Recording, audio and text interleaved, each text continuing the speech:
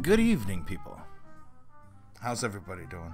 I hope you're all lovely, had a great and merry Christmas. Whether you're pagan, Christian, Jewish, or whatever, you know, what's the religion that does Kwanzaa? I'm not sure of the actual religion, but happy Kwanzaa. Happy, whatever other day there is. You know, I wanted to start tonight because, you know, I've really been just kind of really just ticked off over this whole thing where I saw a commercial. Commercials should not tick me off. You know, I mean, these days you can't avoid commercials. Even when you're watching a YouTube video, they put the stuff in front of your face. They force you. Either you buy this or we're going to show you commercials. You know, and it's, you know, like, what kind of world we live in, you know? We're gonna, you know, we gotta pay to, you know, not want to shop. I mean, it doesn't even make sense. It's ridiculous. It's ridiculous. It's ridiculous. We gotta just be forced and jammed down. Buy this, buy this, buy this, buy this, buy this, buy this, buy this, buy this. Go along with this type of thing, you know, as far as, you know, materialism. You know, you're gonna be more liked if you buy this. You're going to be more popular if you buy that. You know, if you go along with this agenda, you'll get more likes. You go along with that agenda, you'll get more followers. You know, that's not my thing. Me, I really don't give a shit too much. It's funny. It's funny. You know, we got a Kmart going out of business up here, and when I remember everybody in school was getting. You know, we lived in a really nice area. And everybody had these fancy, you know, the high tops, the pumps, you know, like the Robinson pumps and the Jordans. And I remember one year my mom bought me like Voits, you know. Do you remember Voits? The cheap ass, like, you know, they were generic shoes. Everybody made fun of the kids with the Voits. I was so embarrassed. And lately I've been going to the Kmart and I'm getting like, you know, 89 cents and $1.07 shirts and whatever they come out to, you know, after their discount. And I'm like so happy. That's what changed. What changed in my life where I became okay with the cheap shit and actually proud. Oh, look at it. I got some nice new dollar shirt. I saved all that money. Look at those assholes buying all that expensive Prada and shit. You know, I mean, if you're stuck, you know, I understand when you're a kid and, you know, that peer pressure, and it's not always easy to overcome. But once you become an adult and, you know, your mind should have expanded a little bit and you see what materialism really is, you should be able to say, no, I don't want that product. I think the freaking people that want all that fancy stuff is just silly. It's just silliness. It's just insane. Why would we want to give more money to these corporations? You're going to pay for somebody's name on something? I ain't paying for somebody's name. Why should we pay for somebody's name? You know? And to think about it, I mean, who's one of the biggest panderers of their name in, like, history? And that's Donald Trump. He literally had his name on steaks. Trump steaks, you know, Trump vodka, Trump this, Trump that, Trump, Trump, Trump, Trump, Trump, Trump, Trump, Trump, Trump, Trump, Trump. That's what it is. Because when you buy something with his name on it, because it's got his name on it, you're a chump. That's what he looks at you like. Hey, man, you're a chump. You just paid more money for my name. You're such a loser. That's what Trump's thinking. Little do you know. Stock market is going tanking. And as I said, you know, I could be wrong, but I am, like I said, after this week it's going to go back up. But I could be wrong. Again, I could be wrong. So, you know, just saying. But when you look at it, Jared Kushner, friends with Soros. You know, what's Soros do? He short bets everything. He shorts all the stocks. So everything got shorted right now. Which means people like George Soros and his friends, who are the Clinton family and Trump family and many other people, are getting rich.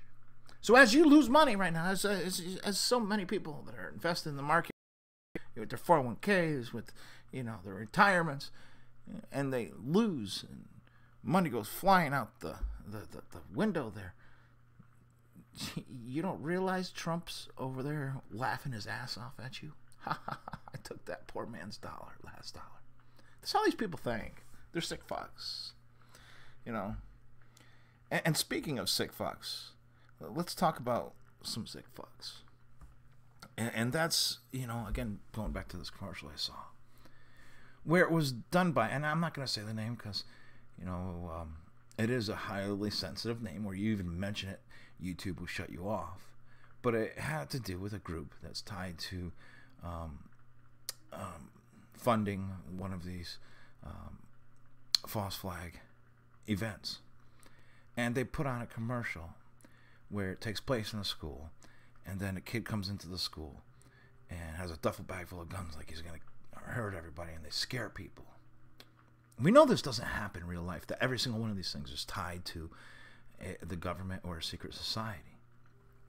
And a notion I came up with, actually, something I guess what you'd call it a movement I'd like to see happen, is people writing formal letters. If they have let's say you have a child that goes to a public school, like many of you do, and even private schools, because these things are happening in private schools too.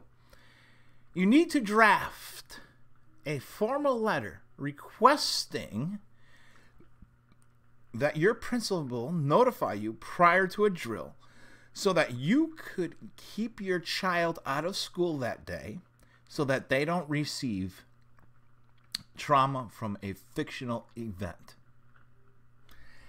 And I was thinking about when I told people this, it's not just that you need to draft this letter. This letter needs to include a paragraph that explains that you intend to sue if your kid is present during a drill after the principal had received notification that your child will not be attending school during a drill, and if that principal refuses or forgets to inform you of that drill, that you plan on suing that school district. Okay, and this is something that's so important. I know this seems like, hey, it's there, you're harping on this and this and that and everything, but you want to stop these drills, you want to stop the lies. This is something very important, because listen, when your child experiences the trauma of fear of these drills, when they do them in schools, it dramatically impacts your child. It's trauma-based mind control. And once that happens to your child, well, you know, you have to understand that it kind of weakens your child down and helps put them in a state of fear, that they always have to be afraid, okay? And they have to listen to every authority.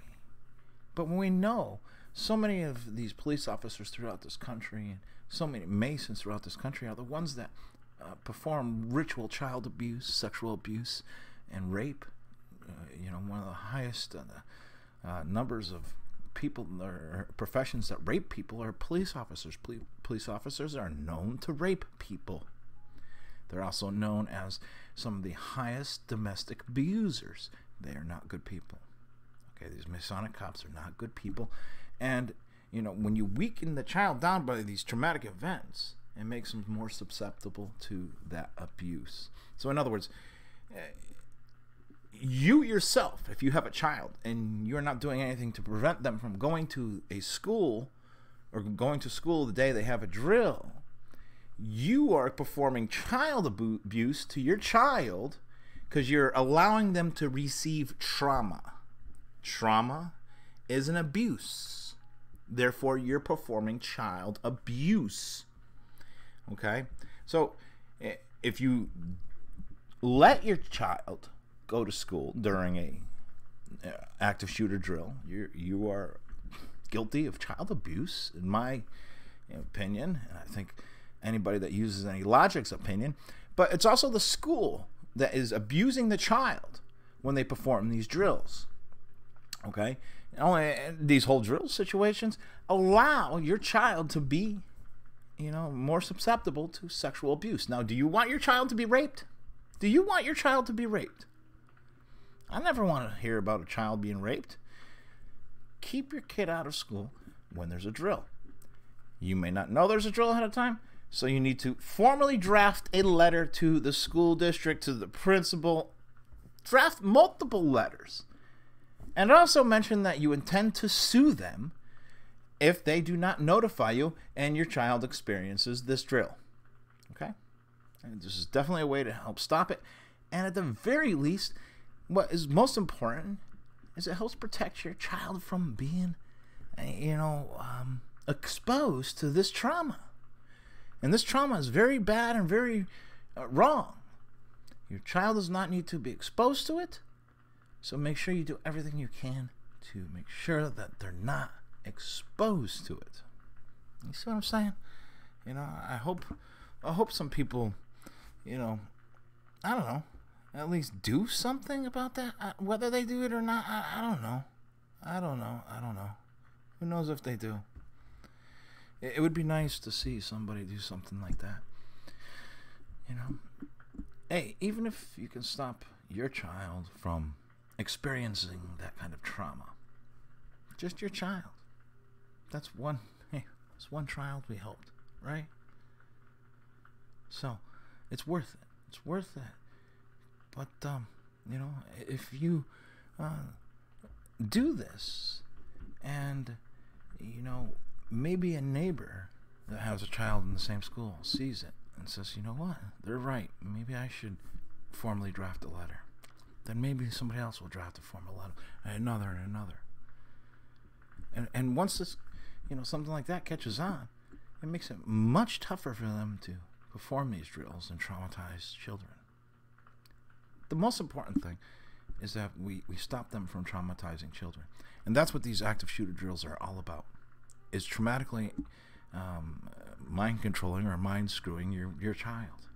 They're the most ridiculous thing that your child should ever experience when they're trying to learn. Trauma and learning is not a good thing, okay? It's a good thing for the government because it's how trauma-based mind control works, okay? Traumatic impact, and then they insert their knowledge, right? That's how trauma-based mind control works. So if your child's out of school, right? Traumatized, and then they're still going to that school, they're getting their knowledge. Literally. Your child is being a part of trauma-based mind control right in their school. I hope people can understand that. Does it make sense? Trauma-based mind control. The act of the trauma. Then the information, because what they're going to do is, of course, if they have one of these drills, after the drills, they have the kids in meetings and different things and groups, and they discuss what happened and how they have to worry and be concerned and how these horrible things and guns and and it builds that mental manipulation for the child to believe that, hey, we need to get rid of these guns and everything like that. And then what happens is in the future, right? In the future, those kids will go for more gun control when they become voting age and everything else. And you already see that happening. Okay? And what happens when that happens? Then the guns go out the door. There's no fight to keep them. You know, there's no fight left in the people. So it's very important, you know, not just for the guns nor for the Second Amendment, but just the trauma-based mind control in itself. But how about we talk about who's behind these things? Should we talk about who's behind these things? I know some people are not going to want to hear this, okay, on who actually started this all, okay? And you might not even catch on to it when I play it for you, okay? But it's the first thing that's going to be discussed on who originally started all this gun control and who has started this, you know, basic de-weaponization plan. Okay, you're not going to want to believe it, but it's truth. The evidence is there, the paperwork's there, the documents are there, and it is that person. Okay, things changed with that person, and that's why we don't no longer have that person around anymore.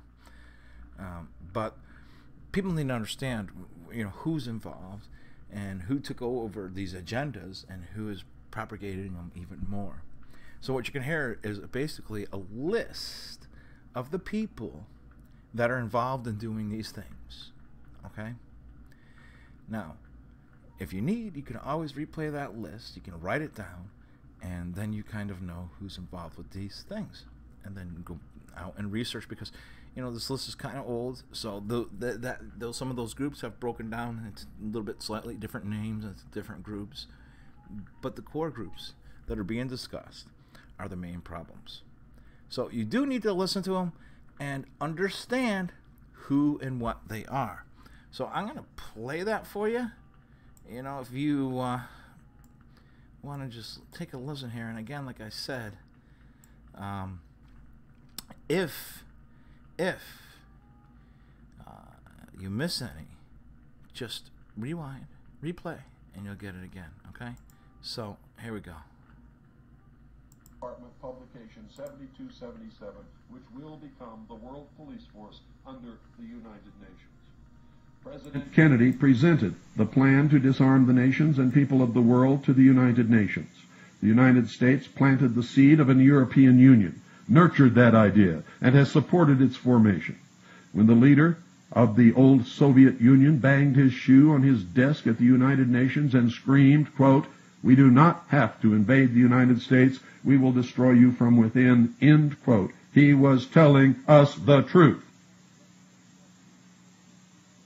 The progression of accomplishments toward the completion of the plan to implement one world socialist totalitarian government is guided and controlled by the hierarchy of the Illuminati and the groups known as the Council on Foreign Relations, the Trilateral Commission, the Bilderberg Group, the Round Table Group, the Royal Institute of International Affairs, and many others, including the Illuminati in government and industry, who are members of the Supreme Council of the 33rd degree of the ancient and accepted Scottish Rite of Freemasonry of the southern and northern jurisdictions. The Supreme Council of the York Rite of Freemasonry, International Zionism, B'nai B'rith, the Grand Lodge of France, the Grand Lodge of England, the Order of the Golden Dawn, the Ordo Templi Orientalis, the Rosicruci, the Sovereign and Military Order of the Knights of Malta, the Knights Templar, the Jason Society, the Vatican, and many others, too numerous to list. See the occult and other links on our homepage. You will be amazed. It's harvest-trust.org on the internet.